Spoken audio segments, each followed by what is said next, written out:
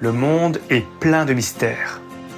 Ce qui est connu nous satisfait, nous déçoit ou nous lasse. Ce qui est inconnu nous indiffère, nous effraie ou nous galvanise. Quoi qu'il en soit, on est attaché à notre zone de confort. Et si on décidait de voir la vie autrement ? Dans Fragments d'essence, nous allons vers l'inconnu sous toutes ses formes. Nos principes, l'authenticité et la bienveillance.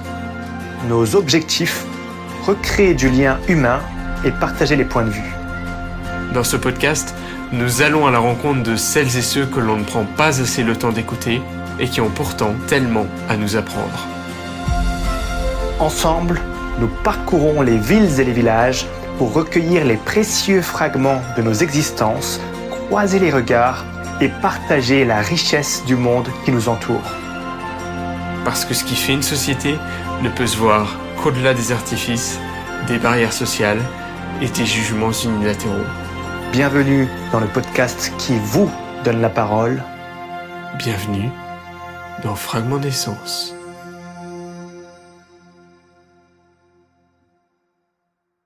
Salut la compagnie, c'est encore moi, Alex.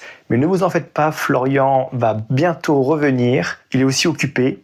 Et donc aujourd'hui, on se retrouve pour un 34e épisode dans une commune française située dans le département des Vosges et mondialement connue pour son eau minérale Vittel.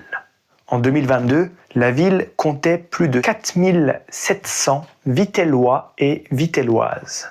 Sans surprise, la source de Vittel ne date pas d'hier. Pour la petite anecdote, en l'an 69 après Jésus-Christ, on y trouvait déjà une cité thermale gallo-romaine. Son nom viendrait d'un général romain nommé Vitellius, à qui elle appartenait pour soigner sa goutte. L'année 1854 marque un tournant majeur lorsque l'avocat Louis Bouloumier, alors en cure dans les environs et constatant les bienfaits de cette eau sur son affection digestive, décide de faire l'acquisition du pré dans lequel jaillit la grande source connue sous le nom de la fontaine de Jérémois. L'année suivante, étant autorisé à exploiter la source, il crée la fameuse station thermale de Vittel. Au départ, il s'agissait simplement d'une cabane en bois abritant la grande source et les bains-douches. Dès 1857, M. Bouloumier conditionne son eau de cure dans une bouteille carrée en grès avec un bouchon de porcelaine. En 1860, à l'heure où la mode du thermalisme bat son plein, l'établissement thermal se développe, un hôtel s'implante à Vittel et un parc y est aménagé. Rapidement, la cité thermale gagne en popularité en France comme à l'étranger grâce à la contribution de nombreux médecins, architectes et artistes de renom.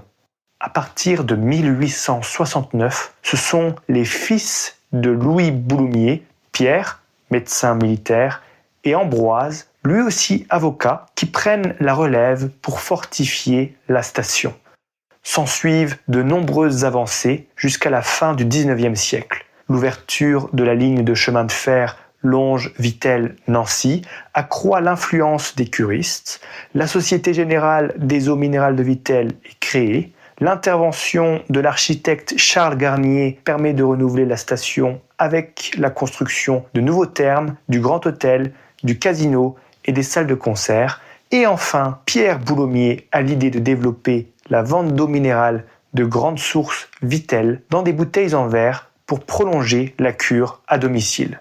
C'est ainsi que le premier million de bouteilles est fêté en juin 1898. Cette eau est alors reconnue pour le traitement de l'arthrite. En 1929, Jean, le fils d'Ambroise, docteur de profession, succède à son père à son tour et fait construire une usine d'embouteillage moderne raccordée directement à la gare de chemin de fer. Vittel est désormais une eau à consommer quotidiennement. Du XXe siècle à nos jours, Vittel continuera de se développer. Une seconde source est identifiée pour répondre à la demande internationale grandissante, l'eau Vittel Bonne Source, Les thermes sont rachetés par la commune de Vittel en 2008 et la marque Vittel devient la même année partenaire du Tour de France. Et de nouveaux formats de bouteilles plastiques apparaissent 100% recyclés et 100% recyclables.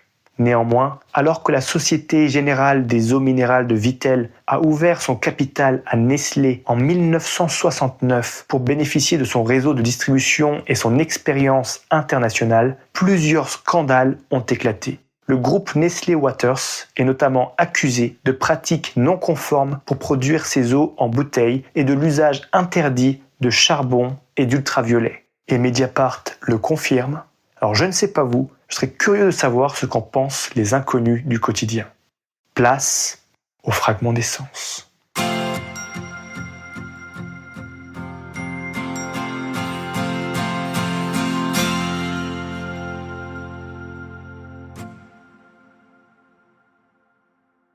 Bonjour mesdames. Oh bah oui, quelques minutes, hein, pas trop longtemps. Ok, comme vous voulez. Allez-y, allez-y. Alors, est-ce qu'on peut connaître vos prénoms pour commencer? Oui, Elisabeth. moi. Elisabeth. enchantée. Valérie. Valérie et Elisabeth, enchantée. Bienvenue dans Fragment d'essence. Alors, première question, on pourrait faire un petit jeu. Elisabeth pourrait décrire Valérie et Valérie pourrait décrire Elisabeth en quelques mots. Les premiers mots qui vous viennent à l'esprit. Valérie, spontanée, gay. C'est bien. Super, ouais, c'est très positif. Voilà, ouais. Moi, je dirais juste dynamique. Très bien. Voilà. Ça va ensemble. Vous êtes bien trouvés. Voilà, on est tout près des thermes donc Oui. de Vittel. Est-ce que vous y êtes déjà allé aux thermes? Qu'est-ce que vous en pensez? Ah mais moi j'aime bien, ça fait un bien fou. J'adore l'eau chaude. Vous y allez régulièrement ou... Oui, normalement une fois à l'année. D'accord, très Oui. bien. Des termes en général, je dirais très agréable à regarder, quelque chose d'agréable pour aller se promener et tout ça. Et j'ai fait ma première cure l'année dernière, donc je dirais que les termes de Vittel sont splendides pour masquer nos douleurs. Ok. Voilà, c'est Ok. très reposant, on ressort 3 ans de moins. C'est pas beaucoup trop, hein. Bon, c'est déjà pas mal pour C'est ma déjà première super. cure, parce que t'imagines, quand je vais sortir de là-dedans dans 10 ans, j'aurai 28 ans. Vous êtes du coin alors, vous connaissez? Oui, on est sur Ok. Vittel. Très bien. Alors justement, toujours dans le thème de l'eau, on a un proverbe du jour, on aime bien analyser les proverbes du jour dans ce podcast. Celui d'aujourd'hui, c'est « En buvant l'eau du puits, n'oubliez pas ceux qui l'ont creusé ». Qu'est-ce que ça vous évoque? Qu'est-ce que ça vous inspire, ce proverbe? Le départ des sources, le départ, un début. Ça nous permet de reculer et puis de chercher qui c'est qui a trouvé tout ça. Boulommier, bien entendu, pour Vittel. Ouais. Voilà. S'il faut reculer, je dirais ça. Bon. Alors le puits, moi je vois le travail des personnes. Qui ont Le travail permis... des personnes qui l'ont cherché. Ouais. Bon. C'est ça. C'est en quelque sorte éventuellement un appel à préserver cette source précieuse qui peut être mise à mal. Ah bah oui, alors là, c'est en ce moment. Oui. Là, là. Avec la polémique sur Nestlé. Ah oui, oui, elle est forte, hein. Très Oh, forte. ça change, à chaque fois ça change. Un jour ils trouvent des microbes, un jour il n'y en a plus. Oh si, C'est il y un en petit a, hein. conflit, ça Si, fait il y en parler a quand Vittel. même, hein. Il y en a, mais pas autant Oui. que les gens pensent aussi. Hein. Si, c'est pas mal. Bon, elle voit. Ah ben moi je vois que le côté. Non, côté, mais moi je dis c'est pas mal parce que quand même, on a vu les analyses, maintenant on sait. Oui, c'est sûr. On sait que c'est très Voilà. pollué quand même. Oui, mais bon, après, ne pas dire si on boit l'eau de Vittel, on va retomber malade. C'est quand même des non. soins, voilà, Ah parce ben que non, les non, gens, non. ils mélangent tout de suite. Non, parce et que puis, justement, ils il y a veulent eu plus des boire, filtres c'est pour qu'on tout. soit pas malade. Voilà, Alors hein. c'est déjà bien quand même. Tant mieux. Voilà. Donc c'est suivi, c'est filtré. Moi, je fais confiance en Vittel. je sais Mais que ils très aimeraient bien. qu'on retrouve les eaux minérales comme elles sont, c'est-à-dire avec les minéraux Bah oui. et pas filtrées. Ils aimeraient bien qu'on les retrouve comme ça. Tu vois bien qu'il Après, je sais pas si vous y Ça arriver. fait hein. combien d'années que les bouteilles de plastique ont été enterrées de jadis, avant la grande usine. C'est seulement maintenant qu'ils trouvent des bouteilles enterrées alors qu'on n'était pas au courant. Et c'est ça Ah, qui si, ça pollue fait- la terre. Ça fait quelques années Ouais, qu'on mais le que c'était sait. bien caché. Ah bah Donc oui, tu vois, oui, il y a oui. toujours quelque chose. Oui. Le négatif, il remonte tout le temps à la surface. Après, voilà. Bon, Non, on ne peut étaient pas sur- changer le passé, je veux dire. Ils étaient sur Nestlé, puis les gens qui l'ont trouvé, c'est normal qu'ils l'aient Ben voilà, avoué aussi. voilà. Hein. C'est pour ça qu'aujourd'hui, Et puis il y a que ce beaucoup soit de recherches, débarrassé. et puis, ben voilà. Ça avance. Oui, voilà, ça. je veux dire. Il faudrait qu'il n'y ait plus de plastique. Ça serait une bonne chose. Oui. Alors Ah oui, là- remettre les bouteilles Ça- en verre comme avant. Ah oui, Ouais. ça vraiment. Quitte à les consigner ou. Ah oui. Mais même de le réutiliser. Ouais. Hein Ouais. Parce que ça se réutilise sans fin, ça. On Ben, le nettoie, puis vu, voilà. vu que les gens sont économes, on va dire. Ils n'aiment pas trop dépenser. C'est vrai que faire un roulement de façon que, au départ, même si on les achète, on puisse avoir une consigne ou un truc comme ça. Parce que c'est sûr Ouais. que Et puis ça permettrait aussi de moins jeter, du coup, Bah recycler, oui, et des trucs comme ça. Mais bon, Protéger ouais. la nature, parce que la nature, il faut y penser, Oui. elle souffre. Ah bah, surtout Hein. pour le Puis plastique nous, on est aujourd'hui, dessus, les donc on dents. souffre aussi. Il y en a Ouais. partout maintenant. Ouais. Partout, partout. C'est inondé. Ah ouais. Ça fait combien de temps qu'ils nous ont incités avec le plastique? Ma fille, elle a 35 ans, elle a appris ça à l'école. Oui. Donc, elle est en CP. Donc, ça fait une trentaine d'années qu'ils ont mis ce plastique, Oui. qu'ils ont remplacé les bouteilles de verre en plastique. Et aujourd'hui, le plastique, c'est polluant, voilà. Et puis, on veut supprimer le plastique pour mettre du Eh, verre. mais tu sais bien qu'ils découvrent les choses au fur Eh et ben à voilà. mesure. Hein. Voilà. On a toujours... Bah oui, hein. Il y a des choses Ouais. qui polluent, qui découvrent au fur et à mesure. Hein. ben voilà, on avance, on recule. Et les recherches sont toujours plus approfondies, et puis voilà. Hein. Vous avez dit justement que vous avez lu donc, les résultats des analyses sur l'eau de Vittel et à Oui. quel point donc, l'eau est polluée. Est-ce qu'il y a un taux, un pourcentage? Alors, je ne pourrais plus vous le dire en mémoire, Ok. mais je sais que par contre, il y avait une protection pour les agriculteurs et que j'ai lu qu'il y avait 30 ou 40% de terrains qui n'avaient pas été surveillés. C'était mis sur les journaux il y a très peu de temps. Ok. J'ai découvert plein de choses, hein. Vraiment plein de choses. C'était sur le, comment il s'appelle, le Ouais, le je peux pas journal, te dire, le je- quotidien qu'on a tous les jours ici, c'est Vosges Vosges Matin. Matin. Ouais. Eh bien, oh là là, il y avait un article, il y avait 2 pages, les journaux. C'était très détaillé. Et j'ai appris des choses que je ne savais pas. Et pourtant, je leur faisais confiance là-dessus. Parce qu'on pensait que les nappes étaient au moins protégées. On sait bien que l'eau ne vient pas que sur Vittel, hein. Ça vient aussi d'ailleurs. Mais il y a des agriculteurs qui mettaient encore quand même leurs produits sur Vittel. Voilà. Ça, j'ai pas trouvé ça chouette, hein. Vraiment. Heureusement, on a quand même Alors ça, un maire à Vittel qui s'occupe de ça et qui s'informe bien et qui est obligé de mettre les... Là, il a dit qu'il avait eu du mal. Hein. Oui, mais tu crois qu'il savait pas ça? Eh ben, pas autant qu'on... Moi, j'ai dit qu'il le savait. Il savait, mais Mais peut-être pas à ce voilà. point... Il le sait. Autant. Il le Oui, sait. bah, mais... ils ont déjà les bases, mais ils pensaient pas autant. Quoi. Ouais. Parce que c'est vrai qu'après, il y a du travail à faire. Quoi. C'est sûr que ça contrarie nos maires contre Ex-Vittel, forcément, hein, parce qu'ils ont moins d'argent aussi pour la commune. Hein. Ils vendent moins d'eau Moins depuis. d'eau, Hein. ouais. Ah oui. Ça a beaucoup baissé. Hein. J'imagine. Une dernière question, parce qu'après on y va. D'accord, très bien, pas de souci. Dernière question. Si vous aviez un titre de film, de chanson ou de livre qui vous tient à cœur et que vous aimeriez partager aux personnes qui nous écoutent, lequel ce serait? Oh, ben, je l'ai plus en mémoire. Parce qu'il y avait un livre que j'ai lu, c'était 2 frères qui étaient agriculteurs. Il y en a un qui était dans le bio, l'autre pas dans le bio, mais je me rappelle plus du titre, ni c'est lui qui l'a écrit, alors vous vous rendez compte. Et il était de 2023, ce livre. 2023. Ah, il m'avait plu parce que vraiment, vraiment, c'était intéressant. Il Oui. faudrait que ça reflète quoi sur le titre qu'on pense Ce que vous voulez, quelque chose que C'était vous sur le appréciez. climat, Alors moi, hein, ça ça serait une chanson. concernait le Dans climat, la vie, faut pas les s'en choses faire. polluantes et tout ça, mais c'était intéressant. Voilà. Mais je sais plus le titre, c'est dommage. Ah, ok, pas de souci. Donc dans la vie, il ne faut pas s'en Ouais. faire. Ouais. Ok. Voilà. Parce que moi, voilà, je pars du principe qu'il faut toujours voir le bon côté, sinon on n'avance pas. Ah, là, je Sinon, suis d'accord avec ça. Hein. Voilà. Parce que malgré tout ça, je suis d'accord avec ça parce que nous, à notre âge, il faut qu'on profite au quotidien. Oui, voilà, le fait d'être retraité. Mais même avant, j'ai toujours dit ça parce que je vois toujours Moi les aussi. gens avec le négatif et mettre du négatif. Oh. Alors du coup, je chantais souvent cette chanson dans la vie. Faut pas qu'on perd. En plus, c'est une vieille chanson, donc voilà, ça correspond tout à fait à mon caractère puis ma façon de voir de la vie. Voilà. Très bien. Bah, merci beaucoup à vous. Bonne Bonne journée. continuation. Merci. Ok. Vous aussi. Bonne journée. Au revoir. Vous êtes de quelle école alors? On est indépendant. Ah, vous êtes indépendant. Ouais, on l'a co-créé, Ah on oui, fait ça pendant d'accord. notre temps libre. Eh ben bonne Voilà, continuation. Merci beaucoup, bonne journée.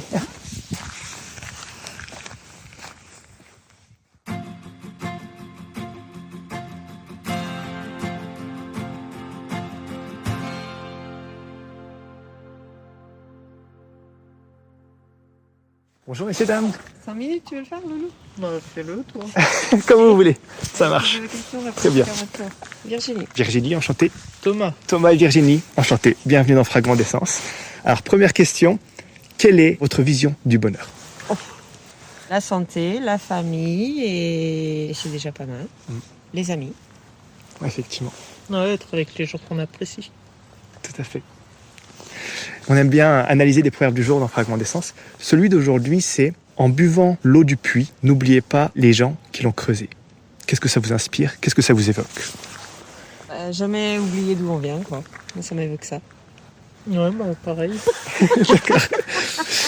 Est-ce que vous auriez un titre de film, de chanson ou de livre qui vous tient à cœur et que vous aimeriez partager aux personnes qui nous écoutent? Alors, moi, j'ai adoré Les Piliers de la Terre. Les piliers de la Je terre. crois que c'est mon livre préféré. Ok. De quoi ça parle en général? Eh ben, des bâtisseurs, justement, des cathédrales et tout ça. Je crois que c'est mon livre préféré, ouais. Ok. Voilà. Très bien. On a parlé tout à l'heure des relations, l'importance des relations dans le bonheur. Qu'est-ce que c'est un vrai ami? C'est quelqu'un qu'on peut retrouver au bout de 6 mois et on se retrouve comme si de rien n'était, quoi. Comme si on s'était quitté le lendemain. Et quelqu'un sur qui on peut compter. Oui, quelqu'un sur qui on peut compter et peu importe si on le voit tous les jours ou que de temps en temps, on sait qu'on va passer un super moment avec lui. Alors maintenant, on parle des traits de personnalité. Alors, si vous aviez un super pouvoir, lequel de vos traits de personnalité ce serait? Invisible. Invisible. Ouais. Ok. Pourquoi l'invisibilité en particulier? Pourquoi je sais pas. J'adorerais, je crois. Pouvoir me téléporter. Hmm. Parce que je suis paresseux. T'aimerais te téléporter ou est-ce qu'il y a une destination que tu privilégies en particulier? Pas spécialement, mais juste pouvoir aller où je veux, quand je veux, sans faire par exemple 13 heures d'avion. Ouais, je comprends. On pourrait faire le tour du monde comme ça. Ce serait facile. Dernière question, je ne vais pas vous retenir plus longtemps. Comment vous gérez au quotidien le fait que les choses soient éphémères, qu'elles ne durent pas? En prenant du plaisir à l'instant T, tout simplement. Ouais, pareil, j'y pense pas trop et je profite du moment présent. Très bien, vous avez raison, merci beaucoup. Bonne journée à courage. vous. Bonne Merci. fin de journée, au revoir.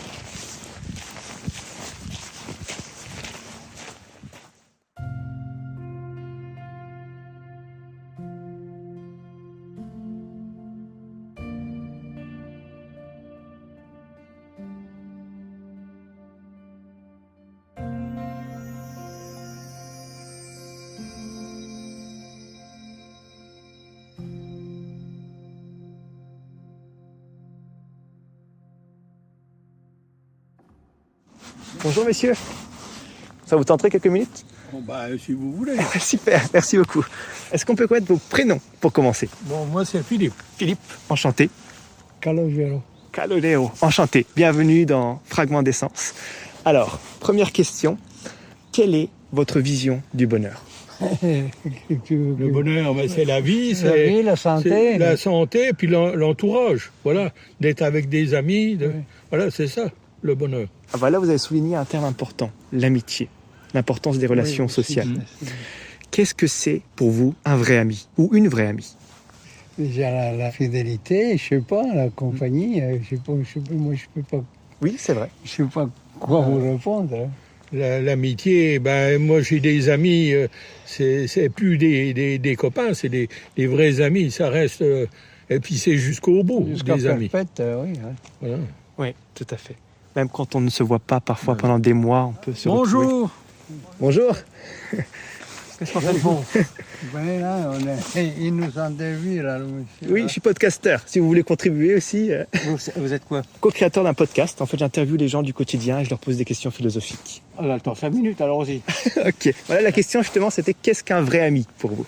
Ah, un vrai ami, c'est celui qui supporte notre mauvaise humeur, des fois quelques mensonges, et qui, même s'il y a une fâcherie, revient toujours vers nous. La fidélité, donc on revient Voilà. toujours à ce terme C'est ça. clé. Ouais, tout à fait. Voilà. Tu as répondu ça? On est d'accord. C'est merveilleux. C'est tout? Il y en a d'autres encore, bien entendu. Alors, ici, on est tout près des thermes de Vittel. Oui. Est-ce que vous êtes déjà allé aux thermes et qu'est-ce que vous pensez des thermes en général? En général. Je suis déjà allé dans des thermes. Celui-là, non. Mais je suis allé en Savoie, à côté de Chambéry. J'ai fait plombière. Alors, le médecin m'avait dit, bon, ça vous ferait du bien d'y aller. J'y suis allé. Mais j'ai senti qu'en définitive, j'en avais pas besoin. Vous voyez? Mais par contre, comme je suis observateur, j'ai vu des gens qui vraiment en avaient besoin. Et quand ils arrivaient, c'était un peu comme ça. Et quand ils repartaient, ils allaient mieux. Donc, ça va bien. Bon, moi, j'ai dit, c'est pas la peine de faire dépenser la sécurité sociale pour rien. Du moment que, voilà.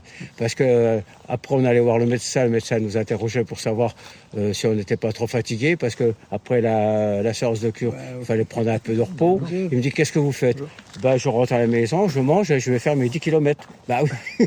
Donc, Oui, mais c'est moi tout. j'ai fait une cure, je n'ai fait plusieurs cures là, mais je trouve que c'est bien. C'est super bien. Ah, oh là là. Ah oui, oui, oui. Oui, mais c'est pour ça que je ne critique Oui, oui, pas. oui. Mais je dis que si on s'aperçoit que personnellement, ça ne nous fait pas de mal, mais que moi, c'est pas la peine de faire dépenser de J'avais l'argent. Il faut être conscient.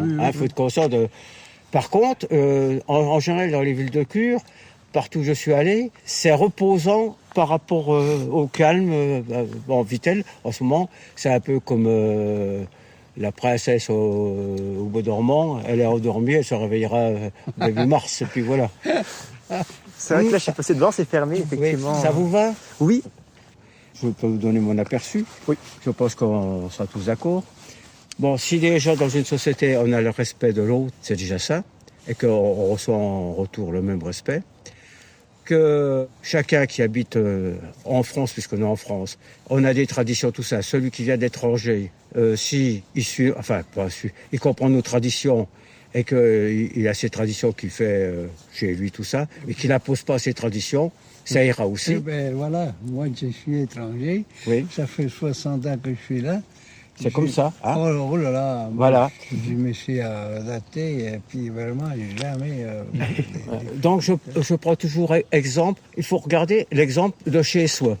Le chez soi, c'est votre bien commun. Vous avez une porte, vous avez des fenêtres, vous avez des volets. Bon, si on frappe à votre porte et que vous faites rentrer la personne, parce que vous la trouvez agréable vous-même sans ça, mais qu'elle commence à dire « Oh, vous savez, moi, votre tapisserie, ça me plaît pas, ça. » Puis la façon que vous... Bon, qu'est-ce que vous faites? Vous prenez l'eau. Ah oui, voilà, c'est un peu ce que je dis. Donc, il n'y a pas de racisme là-dedans, il y a le respect. On arrive dans... Moi, je suis allé à l'étranger, je suis allé en Turquie, à Istanbul, tout ça, je suis allé en Tunisie, tout ça. Je regardais comment ils vivaient, j'essayais de vivre comme eux. Puis, une fois rentré chez moi, si je faisais autre chose, c'était à titre personnel. Et si c'est comme ça, ça va très bien. Et ça, je vois, par exemple, si on parle autrement, là, par exemple, avec certaines personnes, ce que je viens de dire, je serais raciste. Oui. C'est ça que je comprends pas. Ah. Si on n'est pas d'accord avec... Bon, oui, mais il y en a qui s'adaptent pas. Qu'est-ce que vous voulez, oui, mais qui s'adaptent pas. Mais que quand ils sont en communauté, dans le commun, ils suivent le système. En ce cas-là, il faut, pourquoi, par exemple, nous, on est de religion chrétienne, la base chrétienne. Je serais né en Afrique ou dans les pays arabes, je serais sûrement musulman. Hein. Mais en ce cas-là, le gars qui travaille dans une entreprise, il dit attention, j'ai 5 prières par jour à faire. Alors, il s'interrompt pendant 5 fois pour faire sa prière. Vous voyez ce que je veux dire? Donc, il y a des choses qui sont imposées par une certaine catégorie de la population. C'est pas le vrai musulman qui n'avait pas tout ça. En définitive, il était malheureux parce que c'était les mosquées des Cafres qu'ils avaient à l'époque, parce qu'il n'y avait aucune mosquée en France. Hein. Bon, mais la première génération qui est arrivée, ceux-là, ils étaient travailleurs. D'ailleurs, moi, j'ai 82 ans. J'avais des tas de gens autour de moi qui venaient... C'était des potes, c'était tout ça. Oui. Ils veulent imposer parce qu'il y a une volonté politique derrière ça. Et ça, on ne peut pas l'admettre. Si on ne réagit pas à nous, on a une culture. Si on va chez eux pour imposer leur culture, ils ne seront pas d'accord. Chacun voudrait, bien sûr, maintenir sa culture. Ben oui, mais si on va dans un pays où ce n'est pas la culture... On peut la garder, sa culture. Il n'est pas dit que... Ah non, il ne faut pas. Mais moi, j'ai connu, puisqu'on est un pays d'immigration, c'est rare que les gens soient depuis 10 générations ce qu'on appelle français. Hein. On a été envahis par les Romains au départ quand on était des Gaulois. Hein. Bonjour. Bonjour. Bonjour vous. Hein, on a été envahis par les Romains quand on était des Gaulois. Vous voyez, puis il y a eu les uns, les autres, enfin, les Ostrogoths et vice-versa. Bon, il y a eu des gens qui sont implantés là, puis ça a fait une nation avec une culture qui est quand même arrivée avec tout ça. Nous, d'un autre côté, on n'a pas été meilleurs que les autres, parce que notre histoire, ou ce que veut faire Trump ou Poutine fait, on arrivait sur un territoire à l'étranger, on mettait le drapeau à fleur de lys parce que c'était un copain le bleu rouge, c'est à nous. Bon. Et les autochtones, il n'y avait plus qu'à... Ben, ça, c'était pas bien. On le sait que c'était pas bien. Mais c'est pas nous foutre ça dans les pattes sans arrêt. On y était pour rien. Et on reconnaît que rien n'est parfait. Et je me suis aperçu une chose, une fois qu'on sait ça, que c'est jamais la gentillesse qui prédomine, c'est toujours la force, malheureusement. C'est ce qu'on voit de nos jours avec... Mais non, on l'a vu de tous les temps. C'est pas que ce qu'on voit de nos jours. Napoléon, quand il a conquis l'Europe, c'est avec son armée de 600 000 hommes, parce qu'une armée de 600 000 hommes, à l'époque, c'était... Alors il mettait son neveu, il remettait un roi de ceci ici, sa nièce duchesse de ça, voilà.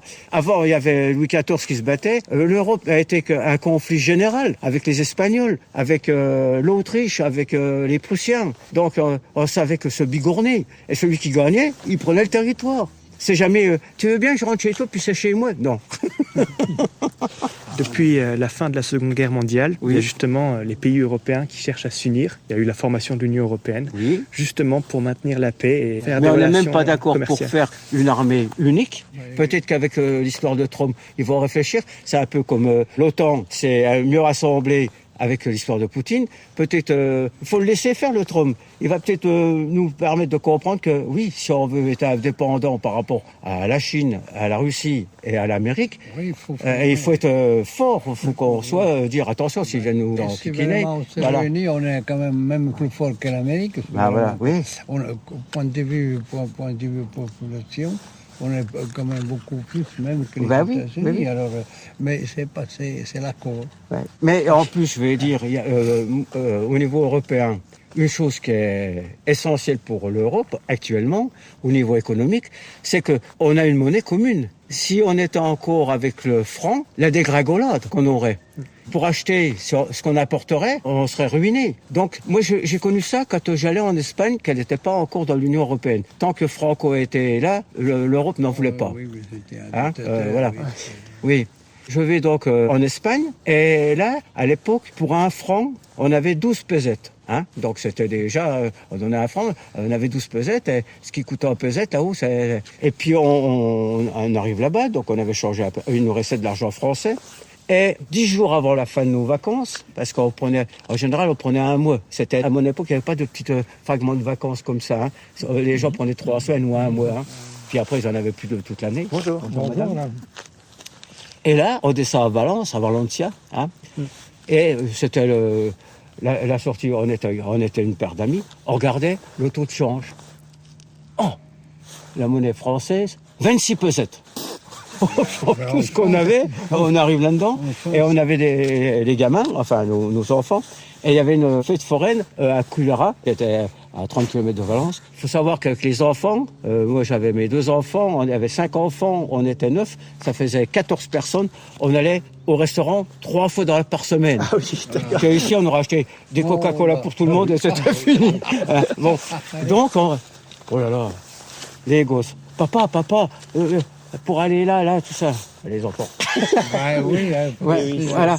Mais eux, il avait senti passer, la dévaluation. Que là, malgré nos 3 000 milliards de dettes, on ne se représente pas ce que ça fait, 3 000 milliards.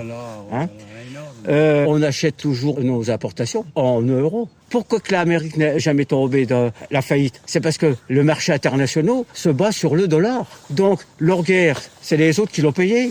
Tout ce qu'ils font comme conneries, c'est les autres qui payent, puisque c'est la valeur du dollar qui compte. Oui. Donc il faut trouver une monnaie en contrepoids. Ah oui, alors il y avait la monnaie en contrepoids. L'euro, quand elle est élue, actuellement, l'euro vaut l'équivalent d'$1. Elle a même été plus chère que le dollar. Alors moi, en 1962, quand j'étais dans la marine, j'étais à Toulon, il y avait le Forestal qui arrivait, 80 000 tonnes, il ne rentrait pas dans la base de Toulon. Il était trop, le tirant d'eau, bon. Alors c'était des barges qui les amenaient, Et le dollar à l'époque, pour $1, ça valait 10 francs. Bon, les mecs, les nanas, elles descendaient par le train bleu de Paris pour venir. Oui, j'ai connu ça. Et par contre, quand c'était un navire russe qui venait, avec leur autorisation, tout ça, là, ils rentraient dans le port, et les marins russes, ils allaient au supermarché acheter 2-3 trucs et ils mangeaient sur le banc. Oui, parce que le rouble... Vous voyez, quand si on sait regarder ce qui se passe, ça vaut tous les bouquins qu'on peut lire. Là, il n'y a pas de tricherie. Le Russe, avec sa grosse galette, là, il était là manger son petit sandwich, et puis c'était pas grand-chose. Et le ricain, il arrivait là-dedans. C'est pas le même niveau. Donc le pouvoir, c'est l'argent. Le pouvoir, c'est justement, c'est pas que l'argent, parce que on peut être très riche et pauvre. Aussi, c'est vrai. Dans le cœur, partout. si vous êtes tout seul comme un pauvre con, et puis être riche quand il arrive la fin du chemin, parce qu'elle arrive pour tout le monde. Alors on ne sait pas quand, parce qu'on a beau essayer de savoir ce qui reste comme au compteur, on ne sait pas. Et puis que, poum, c'est là-bas, tout ce que vous avez, on vient au monde tout nu, et on repart tout nu. Tout à fait, ouais. C'est vrai. Quand on sait ça, et si les gens comprenaient ça, parce que moi j'ai connu quelqu'un, c'est pas un ami, c'était une connaissance, il avait 89 ans, il avait au moins 6 appartements qu'il louait, donc il louait. Et un jour, on boit un verre, puis on était une permis. Oh, il dit, j'en ai une que j'ai réussi à foutre à la porte. Puis, de toute façon, oui, il faut qu'elle me taille. Ça fait 5 mois qu'elle ne me paye pas son loyer. Alors, je lui dis, oui, bon, c'est sûr, mais donc, comment elle est, comment ça? Oh, ben, elle dit qu'elle est toute seule, elle a ses 3 à gauche, je les ai vus, bon, tout ça. Je lui dis, et tu pourrais pas lui dire, par exemple, à l'époque c'était en loyer, l'équivalent de 500 € par mois, c'était. Tu lui dis, bon, vous me donnez 150 €, et puis on verra pour la salle. Ah ben non, mais le mot de ça. Mais je lui dis, t'es plein de thunes, qu'est-ce que tu vas faire avec tout ça? Voilà. Là, tu aurais pu faire un geste. C'est ça. Oui, ouais, je comprends. Tu vas pas l'emmener avec. Voilà. Là, c'est très intéressant justement parce que ça rejoint un proverbe du jour aussi qu'on aime bien analyser dans Fragment d'essence. Celui d'aujourd'hui, c'est « En buvant l'eau du puits, n'oubliez pas ceux qui l'ont creusé ». Qu'est-ce que ça vous évoque? Qu'est-ce que ça vous inspire? Oui, ben on a toujours le résultat des efforts des autres, puisqu'on vient derrière. Par contre, le résultat des efforts des autres, moi je suis né pendant la guerre, et je fais partie des enfants qui sont restés végétariens pendant presque 20 ans. Alors, il y avait les gens qu'on connaît comme ça. Ah ben, dit c'était bien. Et maintenant, je dis que je mange quand même un peu de viande, je mange du poisson, des œufs, tout ça, mais je suis plus végétarien. Oh ben alors, mais oui, mais moi j'étais végétarien par obligation, parce qu'il n'y avait rien. Alors c'était des patates, le lundi, des patates de mardi, des patates. Et on pouvait pas faire autrement. Et si on connaissait quelqu'un où on était dans un milieu de campagne, on pouvait manger un lapin, ou si on faisait le cochon, mais si on était à la ville, Tintin. Et quand on avait, le premier jouet que j'ai eu, j'avais 6 ans, je me rappelle, un petit train, c'est une merveille.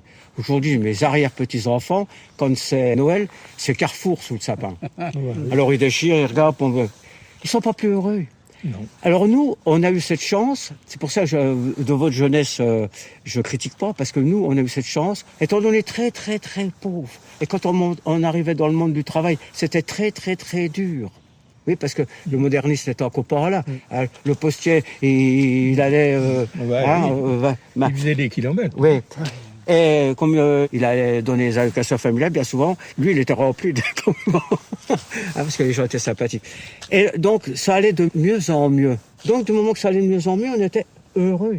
Mais aujourd'hui, ce que vous risquez d'avoir, vous, c'est malheureux, c'est d'avoir de moins en moins. Parce que c'est une évidence, c'est vrai, vous allez avoir de moins en moins. Nous, on avait une sécurité d'emploi, on pouvait faire 30 ans dans la même entreprise. Ça va être fini. Il faudra être un jour là. C'est déjà fini. Là, c'est déjà fini, à moins que d'être fonctionnaire, n'est-ce pas? Il n'y en a plus de fonctionnaires. Si, il y en a encore. Donc, on a le petit fonctionnaire de base qui gagne 3 fois que dalle, celui qui essaye.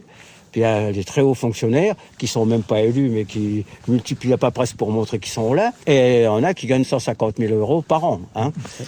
Voilà.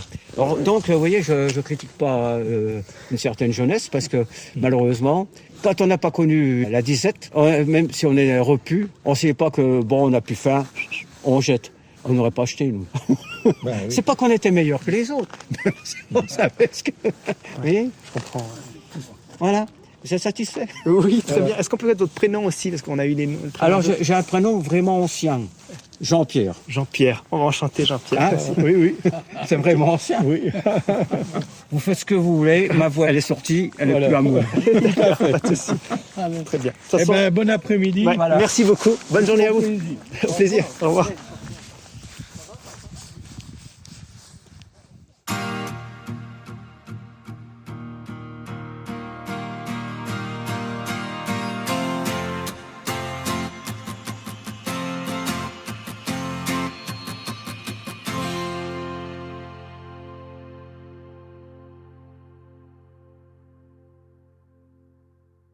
Et c'est ainsi que s'achève le 34e épisode de Fragment d'essence à Vittel.